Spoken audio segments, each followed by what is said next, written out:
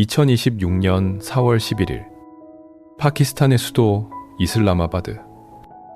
평소라면 전 세계에서 몰려든 외교관들과 비밀스러운 거래를 나누는 다국적 기업의 임원들, 그리고 335 모여든 취재진으로 발 디딜 틈 없이 북적였을 5성급 세레나 호텔 주변은 소름이 돋을 정도로 무거운 침묵만이 감돌고 있었습니다.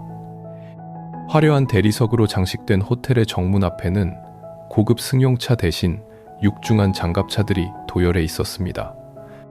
반경 3km 이내의 모든 주요 도로는 파키스탄 정규군과 최정예 특수부대에 의해 완전히 봉쇄되었습니다. 거리를 걷는 평범한 시민의 모습은 단 한 명도 찾아볼 수 없었고, 오직 무장한 군인들의 차가운 시선과 군용 차량의 둔탁한 엔진 소리만이 건조한 공기를 가르고 있었습니다. 마치 폭풍이 닥치기 직전의 고요함처럼 도시 전체가 숨을 죽이고 누군가를 기다리고 있었습니다. 그 숨막히는 정적을 깨고 하늘을 가르며 거대한 항공기 한 대가 누룩한 공군기지 활주로에 무겁게 내려앉았습니다. 푸른색과 흰색이 교차하는 동체. 바로 미국 부통령 전용기였습니다. 굳게 닫혀있던 문이 열리고 트랩을 걸어 내려오는 사람은 다름 아닌 J.D. 벤스 미국 부통령이었습니다. 이 J.D. 벤스 일원태 국. 그의 표정은 돌처럼 굳어 있었고 걸음걸이에는 극도의 피로감과 긴장감이 배어 있었습니다. 그의 손에는 승리를 장담할 수 있는 그 어떤 화려한 외교적 패도 쥐어져 있지 않았습니다. 세계 최강 대국의 2인자가, 그것도 평소 미국의 정책에 비판적인 여론이 들끓는 이슬람 국가의 심장부에 직접 발을 디딘 것입니다. 이는 미국 역사상 극히 이례적인 사건이자 현재 상황이 얼마나 절박한지를 보여주는 적나라한 증거였습니다. 그리고 거의 같은 시각, 공군기지의 다른 활주로에는 또 다른 거대한 비행기가 도착했습니다. 국기를 새긴 비행기에서 내린 이들은 모하마드 바게르 갈리바프이란 국회의장과 아바스 아락치 외무장관이 이끄는 71명의 이란 최고위급 대표단이었습니다. 71명이라는 숫자는 결코 우연이 아닙니다. 이것은 단순히 평화조약을 논의하기 위한 소규모 사절단이 아니라 외교, 군사, 경제, 정보 부문을 총망라한 이란 권력의 핵심을 통째로 이슬라마바드로 옮겨온 것이나 다름없었습니다. 그들은 국가의 명운을 건 거대한 체스판을 통째로 들고 이 위험한 도박장에 뛰어든 것입니다. 잠시 역사의 시계를 거꾸로 돌려 그 의미를 곱씹어 볼 필요가 있습니다. 1979년이란 주제, 미국 대사관 인질 사건으로 양국이 국교를 단절한 이후 무려 47년이라는 긴 세월 동안 미국과 이란의 최고위급 지도부 인사들은 단 한 번도 한 공간에서 직접 얼굴을 마주한 적이 없었습니다.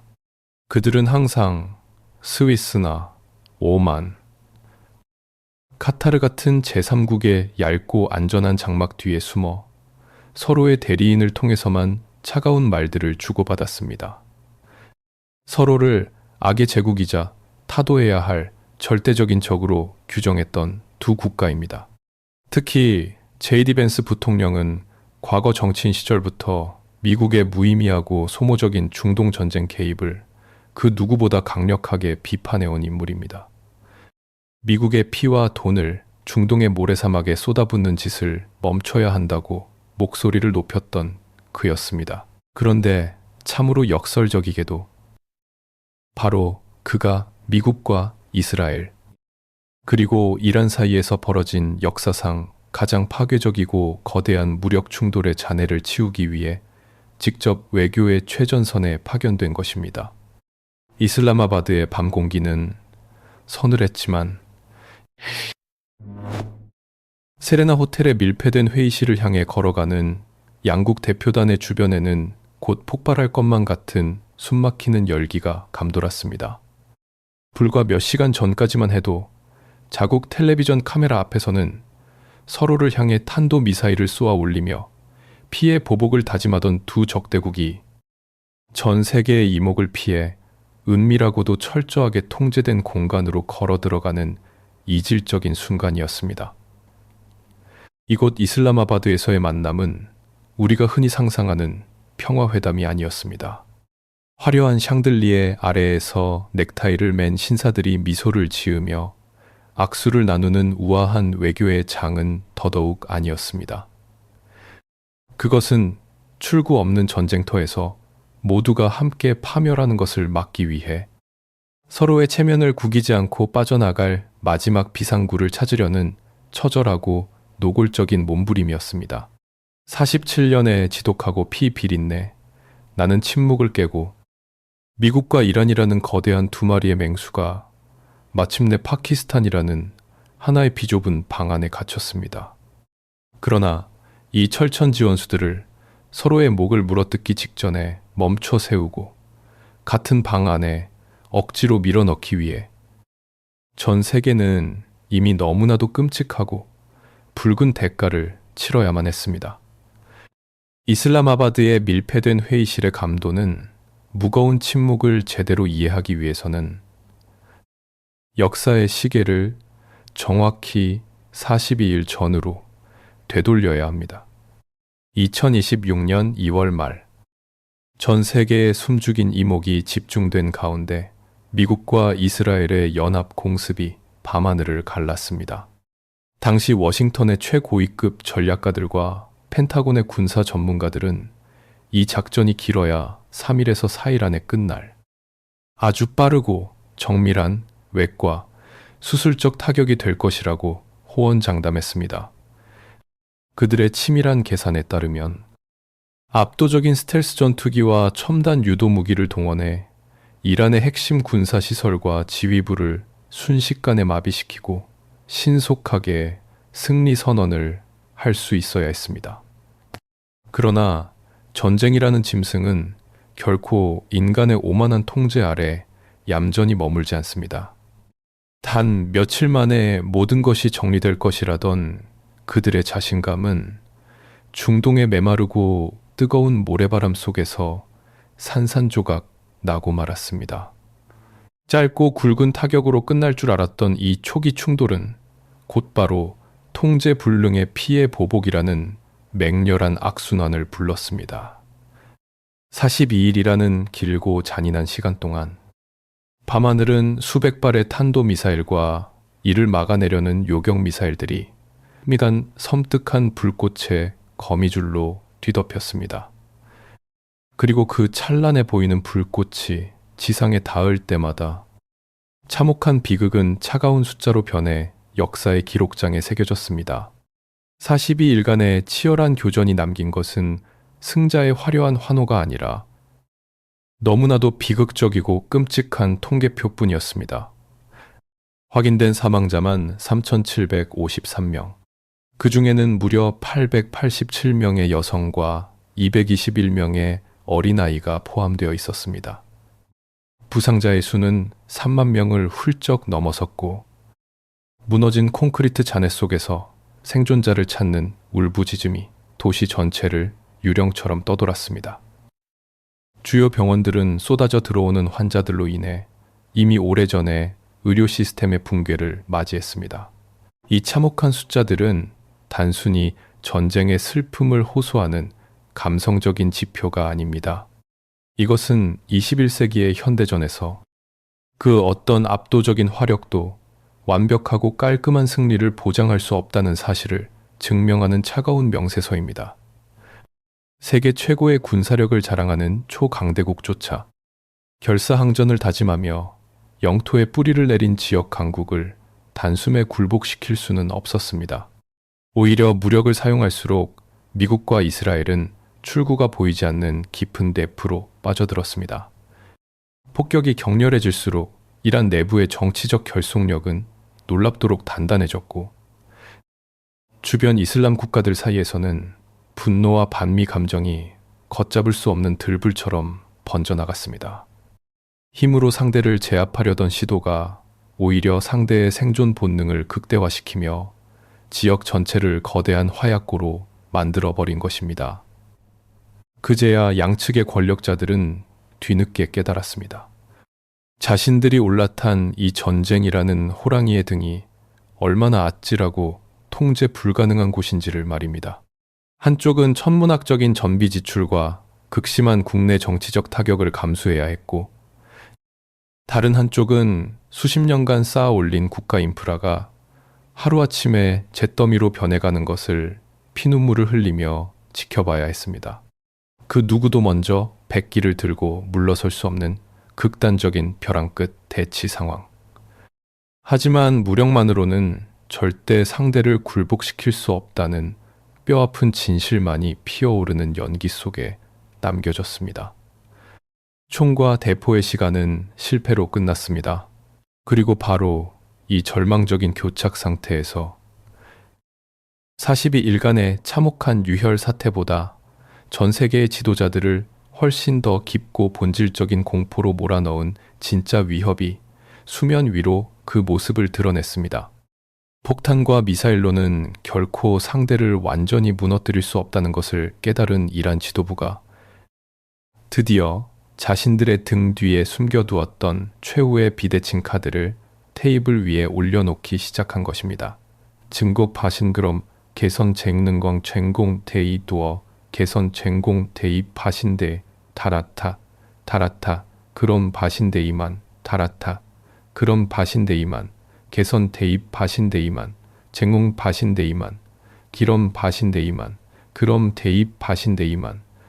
그것은 하늘을 가르는 첨단 전투기도 지하기지의 핵폭탄도 아니었습니다.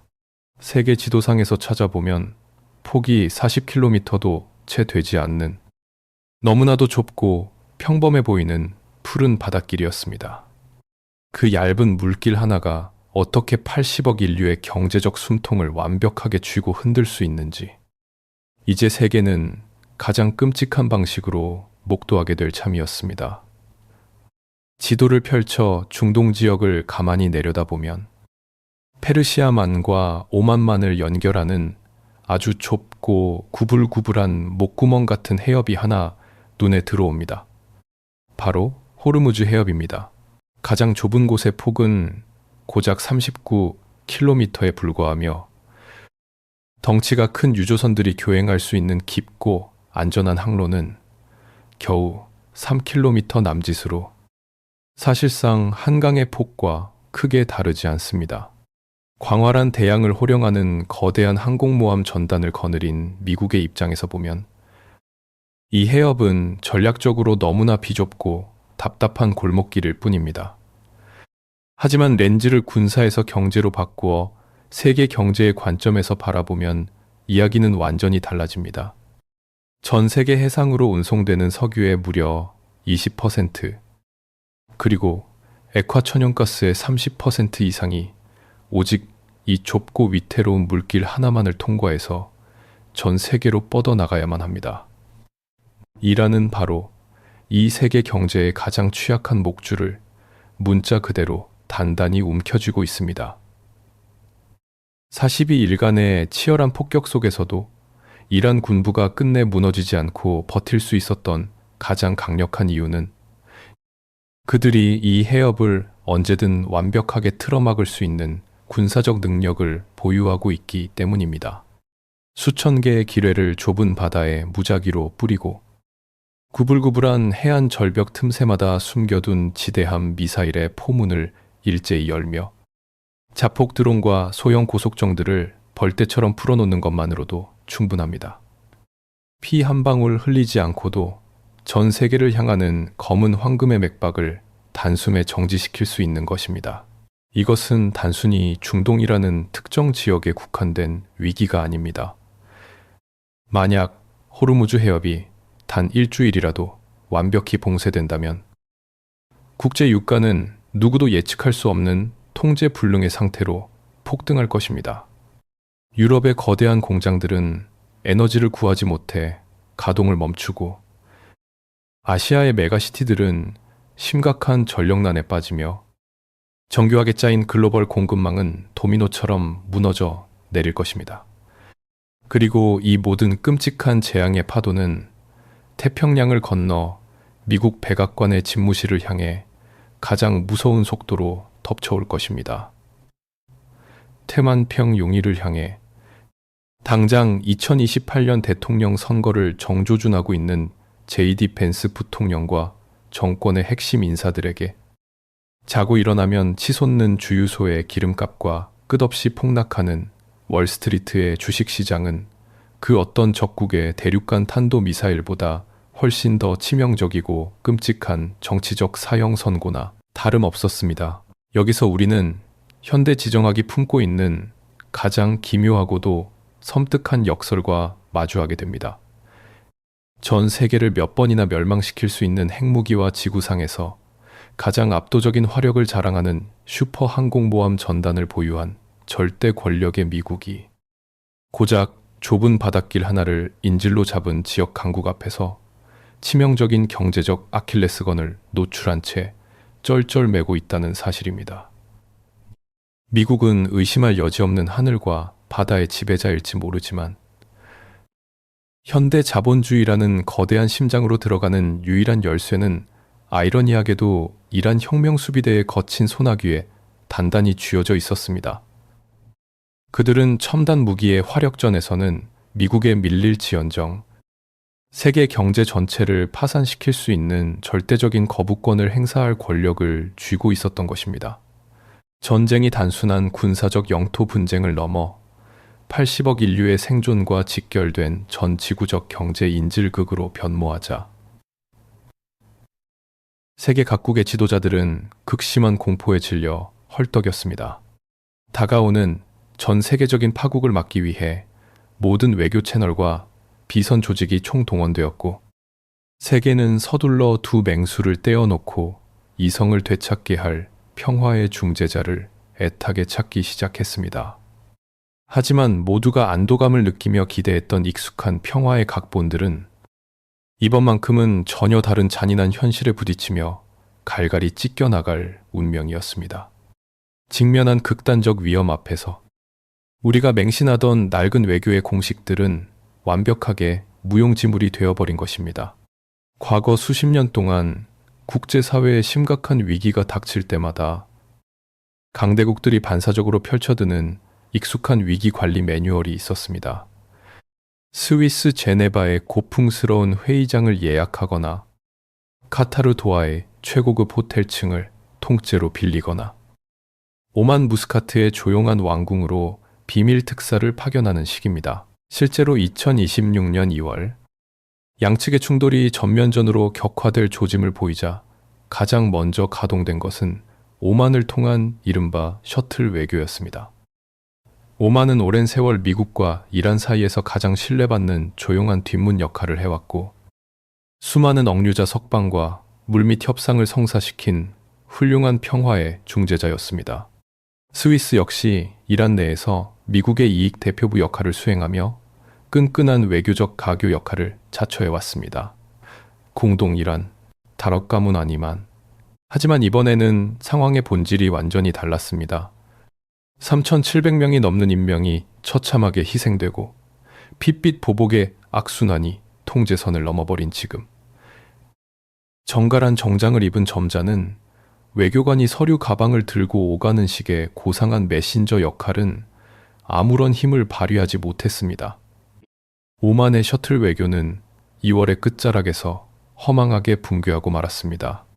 카타르의 막대한 오일머니나 스위스의 영세 중립국이라는 빛나는 타이틀도 하늘을 가르는 탄도미사일과 붕괴 직전에 놓인 세계 경제 앞에서는 한낱 얇은 종이 방패에 불과했습니다.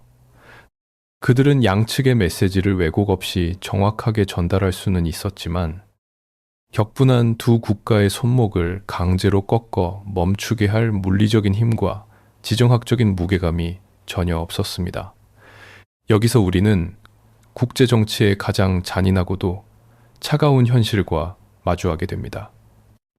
평화로운 시기에는 어느 한쪽에도 치우치지 않는 완벽한 중립성이 중재자의 가장 훌륭한 미덕이자 엄청난 자산이 됩니다.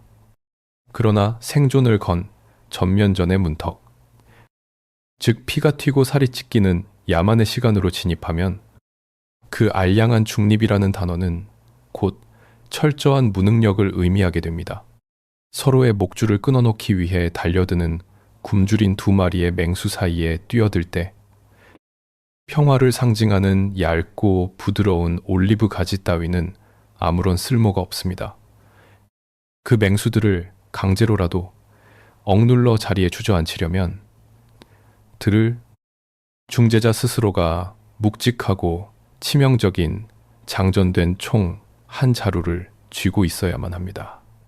단순한 말의 전달자가 아니라 협상이 결렬되었을 때 양측 모두에게 치명적인 전략적 타격을 입히거나 셈법을 지독하게 복잡하게 만들 수 있는 억지력을 가진 진짜 실력자가 필요했던 것입니다. 오만, 카타르, 스위스는 선량하고 지혜로운 국가들이지만 미국과 이란이라는 거대한 체스판을 단숨에 뒤엎을 만한 군사적 위협이나 지정학적 볼모를 쥐고 있지는 않았습니다. 그들은 두 강대국을 향해 만약 여기서 멈추지 않으면 당신들의 본진도 심각하게 다치게 될 것이라는 섬뜩한 경고를 날릴 수 있는 위치에 있지 않았습니다.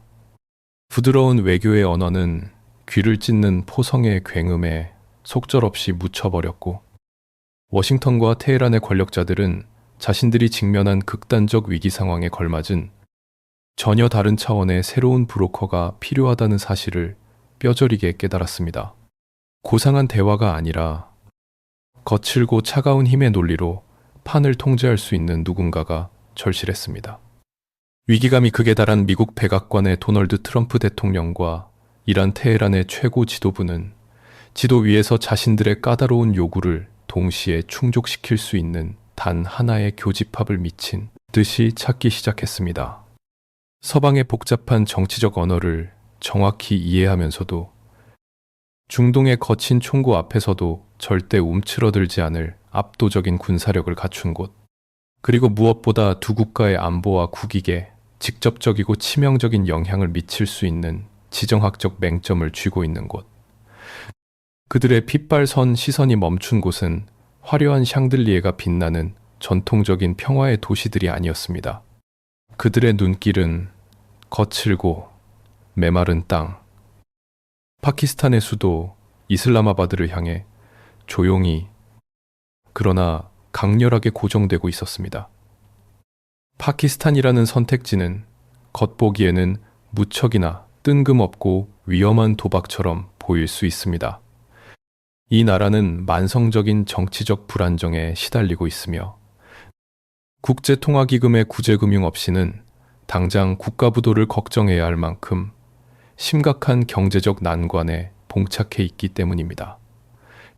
자기 집 안방의 불도 제대로 끄지 못하는 국가가 어떻게 전 세계를 집어삼킬 거대한 불길을 잡을 소방수 역할을 할 수 있겠느냐는 회의적인 시각이 지배적이었습니다.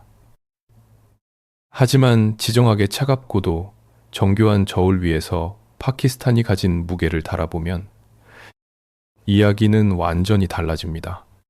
이슬라마바드는 그 어떤 화려하고 부유한 국가들도 갖지 못한 아주 치명적이고도 독보적인 세 가지 전략적 자산을 손에 쥐고 있었습니다.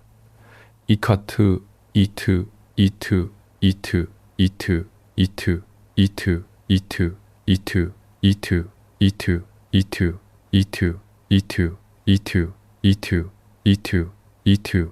첫째는 바로 피와 화약의 냄새가 밴 길고 위태로운 국경선입니다. 파키스탄은 이란과 무려 900km가 넘는 국경을 직접 맞대고 있습니다. 심지어 불과 몇 년 전까지만 해도 양국은 발루치스탄 지역의 무장 세력 문제를 두고 서로의 영토를 향해 실제 탄도미사일을 쏘아 올리며 무력 충돌을 빚었던 껄끄러운 이웃입니다. 이란의 입장에서 파키스탄은 단순히 멀리 떨어져서 평화를 외치는 한가로운 중재자가 아니라 마음만 먹으면 언제든 이란의 동쪽 등짝에 치명적인 비수를 꽂을 수 있는 현실적이고 물리적인 위협이었습니다. 필인관이요. 둘째는 압도적인 군사력. 그 중에서도 절대적인 파괴력을 자랑하는 핵무기의 존재입니다. 파키스탄은 이슬람권 국가 중 유일하게 실전 배치가 가능한 핵무기를 보유하고 있으며 세계에서 6번째로 거대한 규모의 정규군을 유지하고 있습니다. 오만이나 카타르, 스위스가 부드러운 말과 막대한 돈으로 상대를 설득하려 했다면 파키스탄은 언제든 대규모 병력과 핵탄두라는 극단적인 무력을 테이블 밑에 숨겨두고 협상에 임할 수 있는 국가였습니다. 미국조차도 이 지역의 안보 지형을 뒤흔들 파키스탄의 거대한 군사적 움직임을 결코 무시하거나 통제할 수 없었습니다. 그리고 마지막 세 번째, 자산이자 가장 결정적인 변수는 바로 파키스탄 군부의 최고 실권자인 아심, 무니르 육군 참모총장과 백악관의 은밀한 연결고리였습니다. 파키스탄에서 민간 정부는 껍데기에 불과할 때가 많고 진짜 권력은 항상 군부의 수뇌부에 집중되어 있습니다. 아심 무니르 총장은 실용주의적이고 강단 있는 인물로 놀랍게도 도널드 트럼프 미국 대통령과 매우 깊고 끈끈한 개인적, 전략적 신뢰관계를 구축하고 있었습니다. 힘의 논리와 거래를 중시하는 트럼프 대통령에게 복잡한 민주주의 절차를 거치지 않고 즉각적으로 국가의 무력을 통제할 수 있는 파키스탄의 군사 지도자는 가장 확실하고 대화가 통하는 파트너였습니다. 이것이 바로 세계 지정학이 만들어낸 가장 기묘하고도 아찔한 역설입니다. 당장 내일의 경제적 생존을 걱정하며 허덕이는 국가가 가장 강력한 무력과 절묘한 위치를 차지했다는 이유만으로 미국과 이란이라는 거대한 두 제국의 운명을 조율할 유일한 심판으로 등극한 것입니다. 파키스탄은 양쪽 모두에게 강력한 압박을 가할 수 있는 실질적인 지렛대를 가지고 있었고 이 당망안이 그 지렛대의 힘이 워싱턴과 테헤란의 콧대 높은 권력자들을 이슬라마바드의 좁은 방 안으로 강제로 끌고 온 진짜 이유였습니다.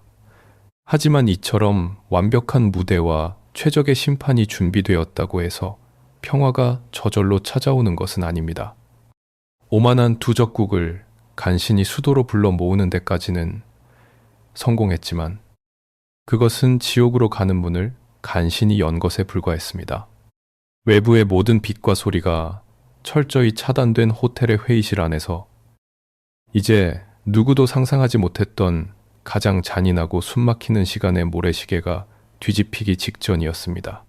세레나 호텔의 가장 깊숙한 곳에 마련된 특별회의장 앞, 양국 대표단이 마주한 것은 고도로 훈련된 파키스탄 특수부대 요원들과 삼엄한 금속 탐지기, 그리고 절대적인 통제를 의미하는 엄격한 규칙이었습니다.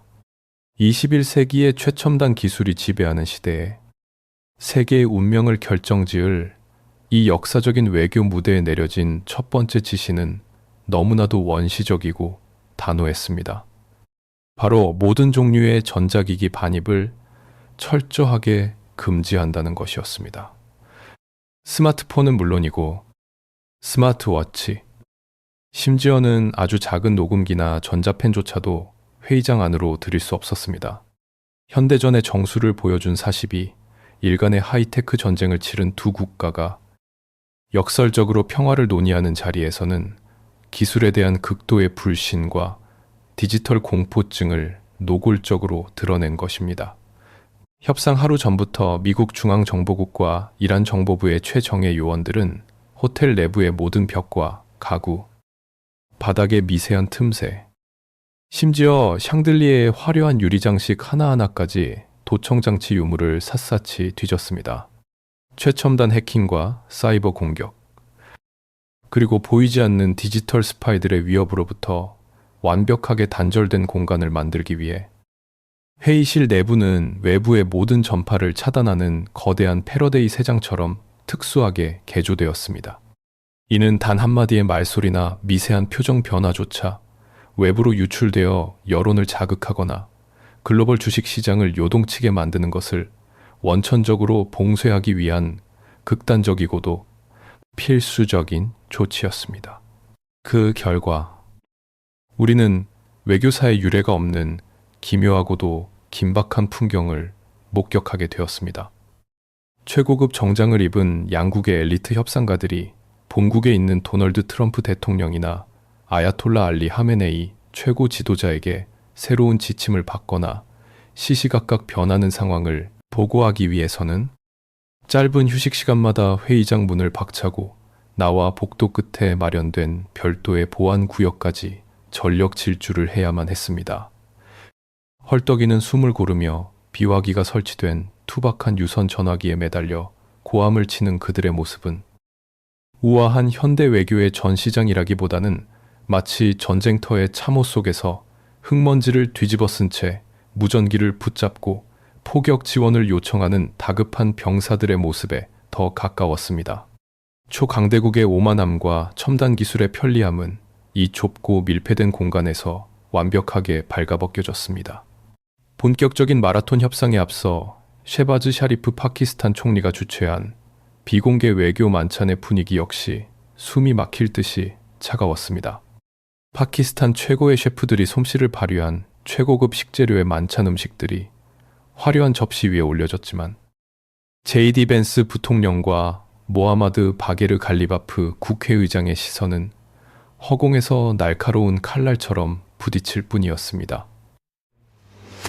평범한 외교 행사에서 흔히 볼 수 있는 의례적인 미소나 가벼운 농담, 심지어 형식적인 건배사조차 일절 허용되지 않는 살벌한 공기가 식탁을 지배했습니다. 오직 상대의 거친 숨소리와 눈동자의 미세한 흔들림을 통해 서로의 진짜 의도와 약점을 파악하려는 차갑고도 잔인한 탐색전만이 무겁게 공간을 짓눌렀습니다. 이것이 바로 가장 원시적인 방식의 대면 접촉이 가진 서늘한 민낯입니다. 인공지능과 알고리즘이 전쟁의 승패와 사상자의 수를 1초 만에 예측하는 첨단 과학의 시대에 결국 수천만 명의 목숨과 세계 경제의 명운을 결정짓는 것은 차가운 기계가 아니라 인간의 땀냄새 나는 육성과 날 것 그대로의 공포였습니다. 모든 통신기기가 압수되고 외부 세계와의 물리적, 전자적 연결이 완전히 차단된 완벽한 고립 속에서 마침내 두꺼운 참나무 회의실 문이 육중한 소리를 내며 굳게 닫혔습니다. 이제 양측 모두 도망칠 곳은 없습니다.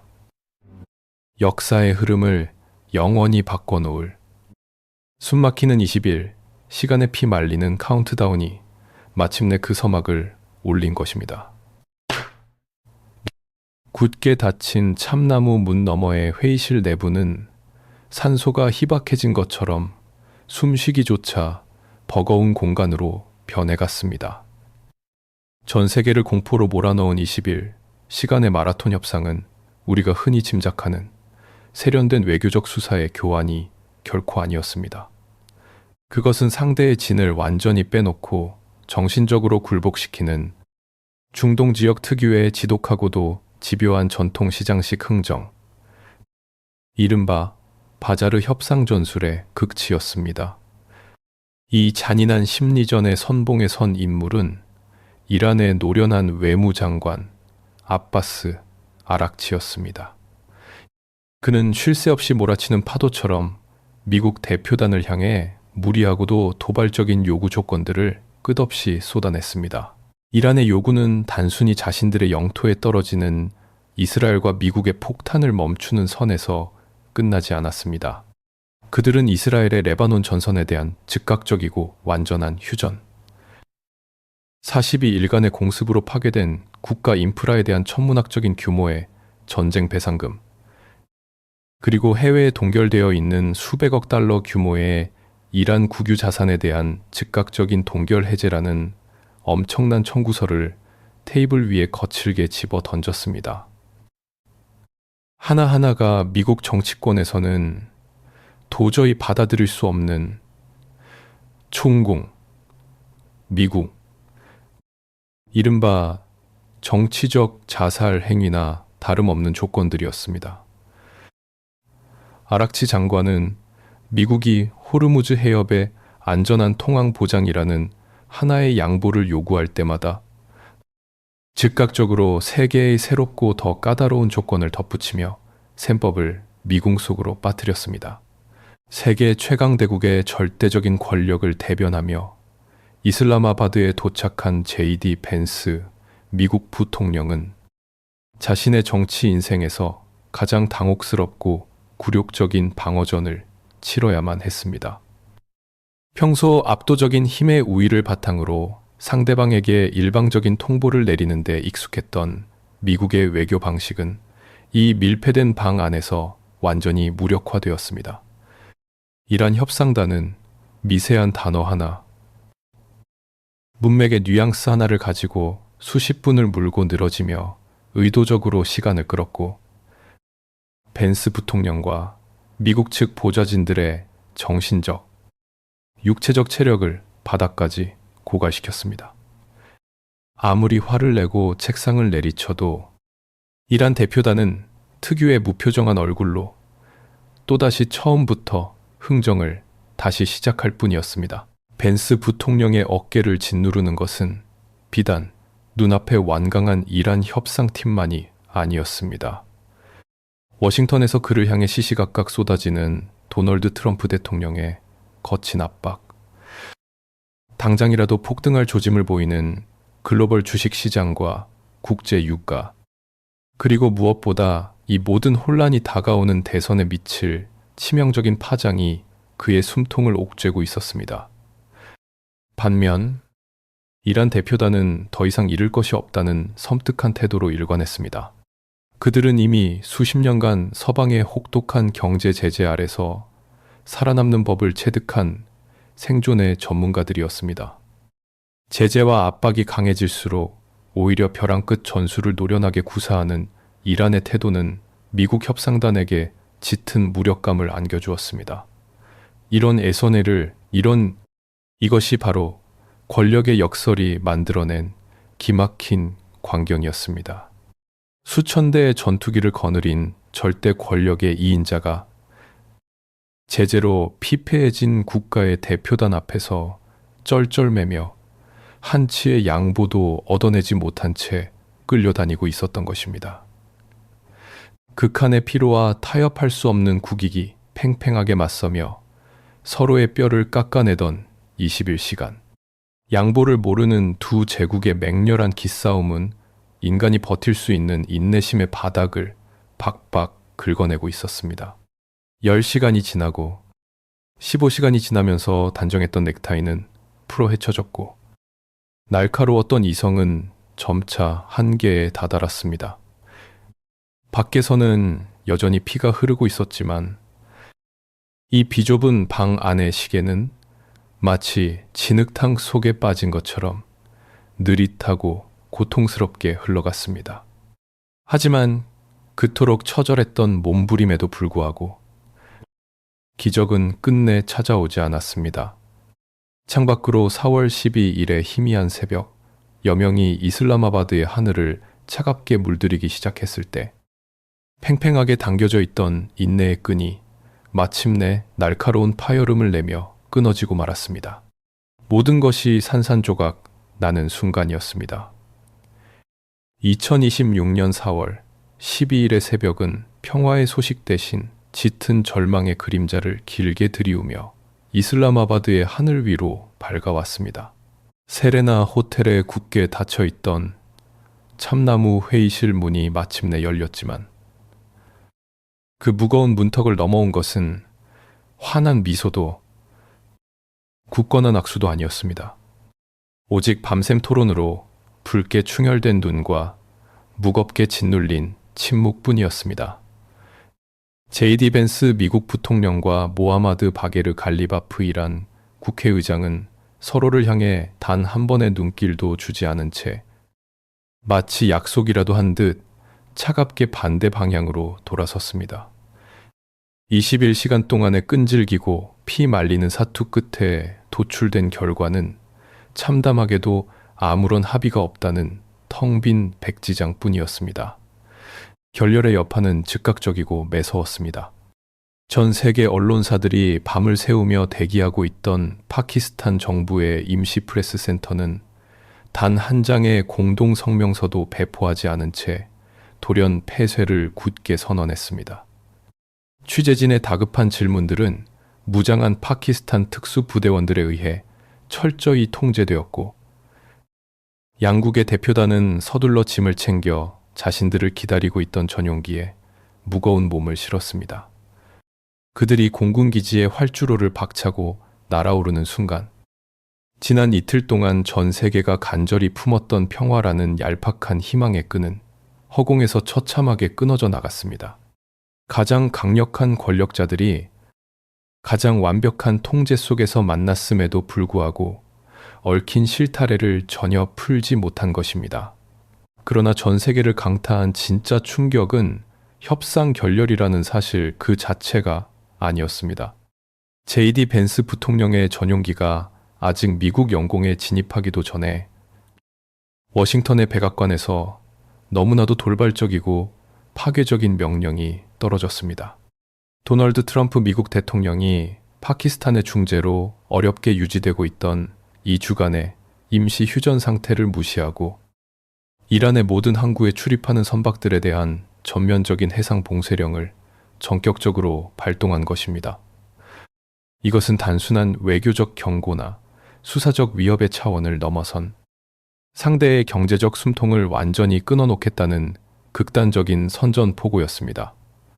이란이 호르무즈 해협을 무기로 세계를 위협했다면 미국은 아예 바다 자체를 걸어 잠가버리는 거대한 족쇄로 맞받아친 것입니다.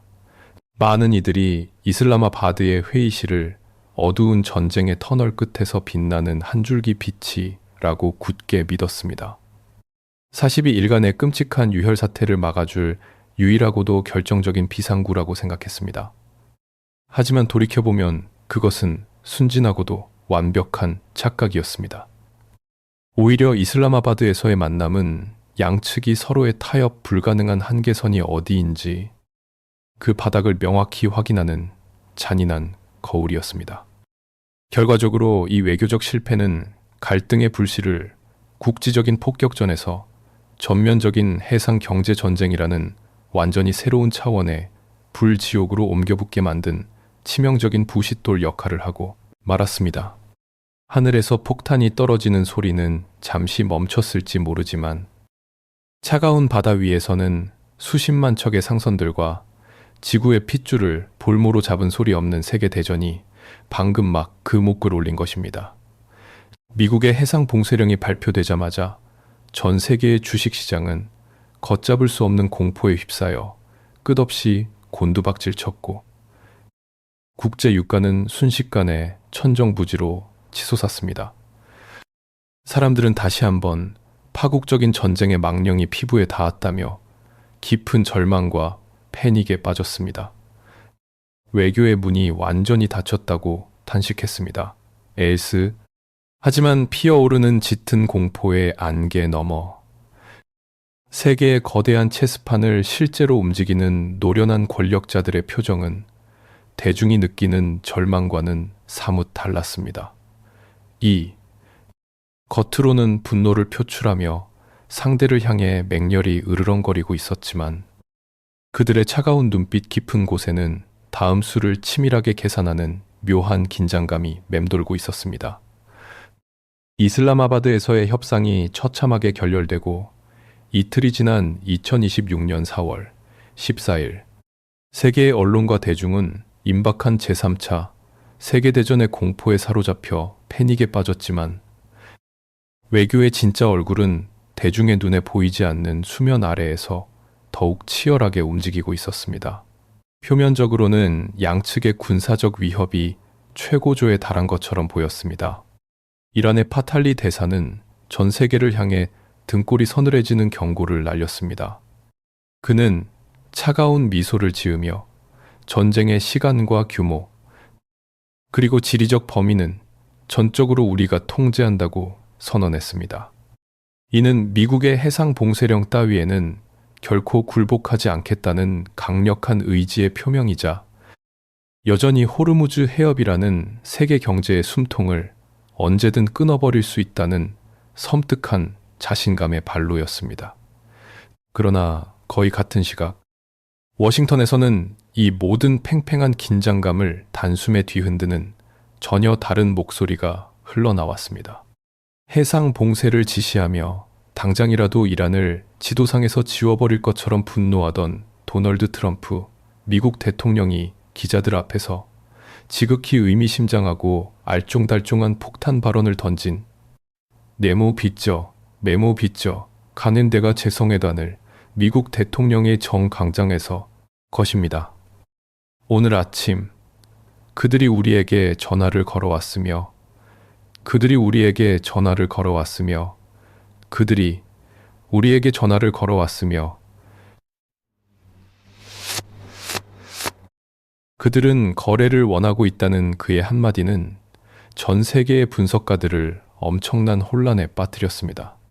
한쪽에서는 확전을 불사하겠다며 지리적 통제권을 운운하고 있는데 다른 한쪽에서는 방금 전화를 걸어와 타협을 애원했다는 도무지 앞뒤가 맞지 않는 모순된 상황이 펼쳐진 것입니다. 과연 누가 거짓말을 하고 있는 것일까요? 정답은 참으로 소름 돋게도 둘 다 진실이라는 것입니다.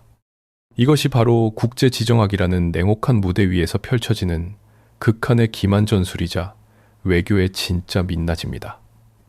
텔레비전 카메라 앞과 대중을 향해 쏟아내는 거친 분노와 군사적 위협은 자국의 강경파들을 달래고 국내 정치적 입지를 다지기 위한 정교한 연극에 불과합니다. 진짜 치명적인 거래는 대중의 분노라는 시끄러운 파도 소리에 가려진 어둡고 깊은 심해 속에서 은밀하게 이루어지고 있었습니다. 이슬라마바드에서의 결렬은 외교의 완전한 죽음을 의미하는 것이 아니었습니다. 그것은 단지 서로의 최저 방어선을 확인하고 상대방을 한계치까지 밀어붙이기 위한 첫 번째 흥정의 판이 깨진 것일 뿐입니다. 외교가 실패했다고 선언하는 그 순간조차도 양국 권력자들의 책상 아래에는 여전히 파키스탄이 연결해준 가느다란 비밀 통신선이 뜨겁게 살아 숨쉬고 있었습니다. 미국은 해상 봉쇄라는 새로운 몽둥이를 꺼내들어 이란의 목을 조이고 이란은 세계 경제 파탄이라는 협박 카드를 흔들며 미국의 약점을 파고드는 중입니다. 이 모든 거친 행동들은 결국 다음번 협상 테이블에 다시 마주 앉았을 때 자신들이 원하는 것을 하나라도 더 뜯어내기 위해 상대의 몸값을 강제로 낮추려는 잔인한 사전 작업에 지나지 않습니다.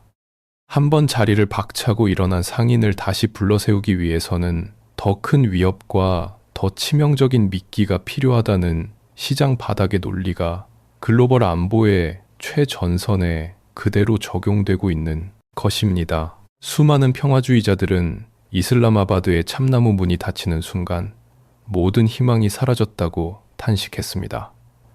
그러나 피도 눈물도 없는 지정학의 세계를 꿰뚫어보는 진짜 승부사들은 알고 있습니다.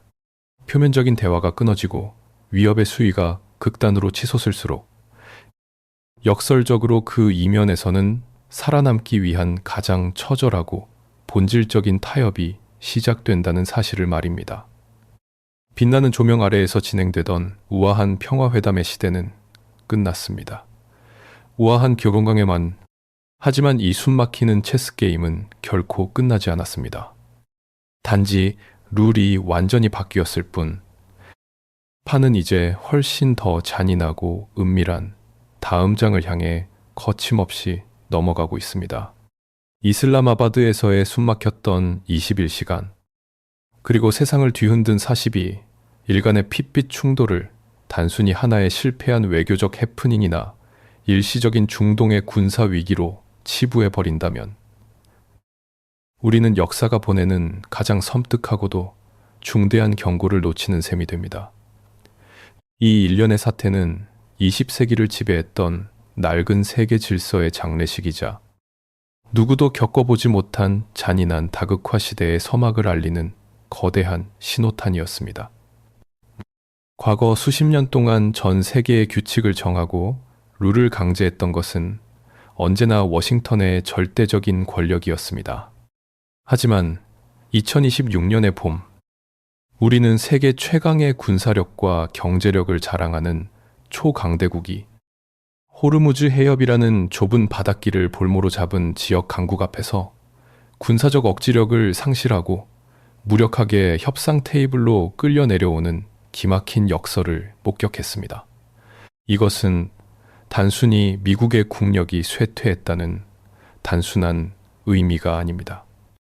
폭력을 행사할 수 있는 주체와 그 폭력이 세계 경제에 미치는 파급력의 구조가 근본적으로 변해버렸다는 것을 뜻합니다.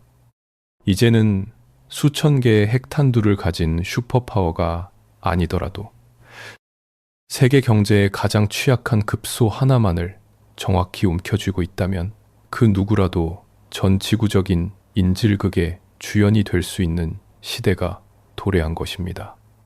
압도적인 공격력보다 더 무서운 것은 상대방이 나를 공격했을 때 전 세계가 함께 파멸하도록 설계된 지정학적인 자폭 장치였습니다. 그리고 미국은 그 자폭 장치를 해제할 암호를 풀지 못한 채 끝내 자신들이 만들어 놓은 글로벌 경제라는 거대한 덫에 스스로 갇히고 말았습니다. 그리고 이 거대한 권력의 이동을 증명하는 가장 상징적인 무대가 바로 파키스탄의 수도 이슬라마바드였습니다. 스위스의 고풍스러운 성이나 오만의 평화로운 해변이 아니라 언제 터질지 모르는 정치적 화약고이자 빈곤과 혼란이 교차하는 땅이 세계 안보의 중심축으로 떠오른 현상. 이것이 바로 새로운 세계 질서가 보여주는 가장 소름 돋는 진실입니다. 한 국가가 가진 가장 강력하고 치명적인 무기는 첨단 전투기나 두둑한 국고가 아닐 수도 있습니다. 때로는 강대국들의 충돌 궤도 한가운데 자리 잡고 있다는 위태로운 지리적 위치, 그 자체가 전 세계를 향해 절대적인 거부권을 행사할 수 있는 무소불위의 권력으로 둔갑하기도 합니다. 중립과 평화를 외치는 선량한 국가들의 시대는 저물었고, 이제는 상대방의 약점을 잔인하게 파고들며 공포의 균형을 맞출 수 있는 맹수들만이 살아남는 야만의 외교가 시작되었습니다. 이슬라마바드의 밀폐된 회의실을 빠져나온 제이디 벤스 부통령과 이란의 대표단은 각자의 고국으로 돌아가 다시 끝없는 군사적, 경제적 위협을 쏟아내고 있습니다. 표면적인 휴전선 위로는 여전히 긴장감이 맴돌고 깊은 바닷속에서는 핏빛 거래가 계속되고 있습니다. 우리가 확신할 수 있는 단 한 가지의 진실은 평화를 유지해오던 익숙한 안전핀이 이미 오래전에 뽑혀버렸다는 사실뿐입니다. 세상은 더 이상 하나의 초강대국이 질서를 통제하던 평온한 과거로 돌아갈 수 없습니다. 21시간의 이슬라마바드 회담은 끝이 났지만 인류의 생존을 건 세계의 시계는 여전히 불안하고 날카로운 초침 소리를 내며 째깍거리고 있습니다.